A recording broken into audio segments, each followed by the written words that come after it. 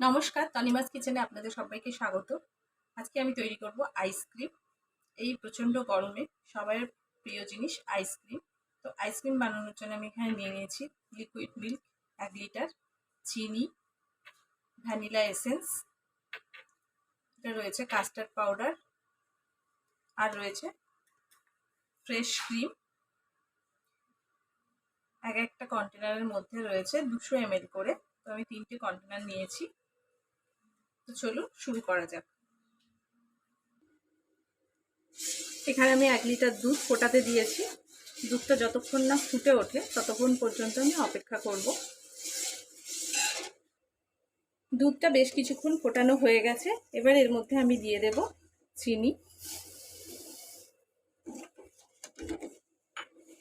দুধের পরিমাণ অনুযায়ী আপনারা চিনি ব্যবহার করবেন।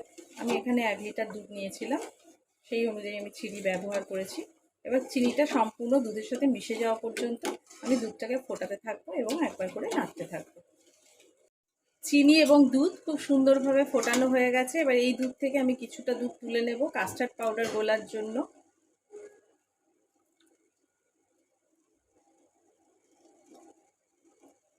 হালকা ঠান্ডা করে নেব দুধটা প্রথমে।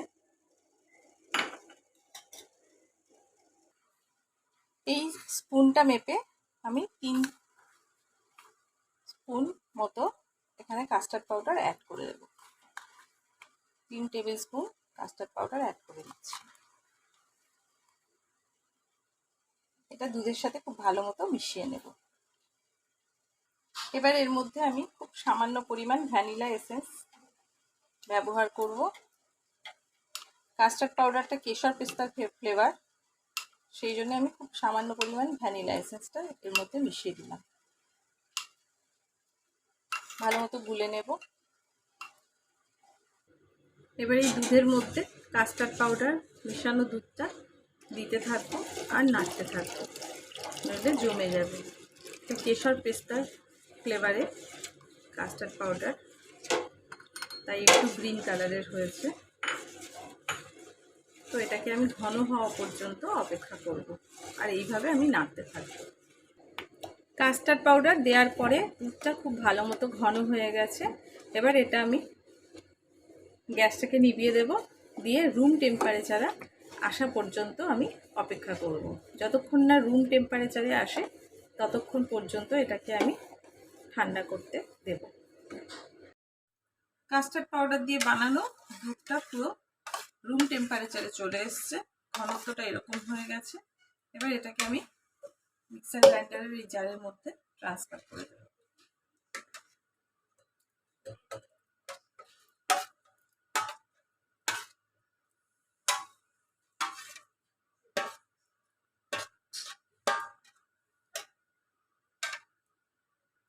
এবারে এর মধ্যে এই ক্রিমগুলো আমি দিয়ে দেবো। ক্রিমে সামান্য জল থাকে, সেই জলটা বাদ দিয়ে শুধুমাত্র ক্রিমগুলো আমি এর মধ্যে দিয়ে দেব।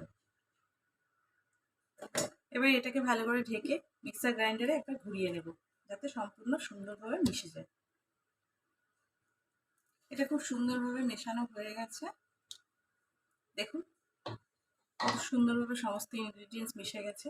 এবার এরকম একটা ফ্ল্যাট টাইপের প্লাস্টিকের পাত্রে আমি এটা ট্রান্সফার করে দেব। এবার এটাকে ভালো করে ঢেকে আমি ওভারনাইট ফ্রিজে জমতে দেব। ভিউয়ার্স, ওভারনাইট ফ্রিজে রাখার পর আইসক্রিমটা পুরো জমে গেছে। দেখুন কত সুন্দরভাবে জমেছে, খেতেও দারুণ টেস্টি হয়েছে। আপনারা এইভাবে বাড়িতে বানিয়ে বাচ্চাদের পরিবেশন করবেন, দেখবেন খুব ভালো লাগবে। তো আজকের মতো এই পর্যন্ত, আবার দেখা হবে নতুন কোনো ভিডিও নিয়ে।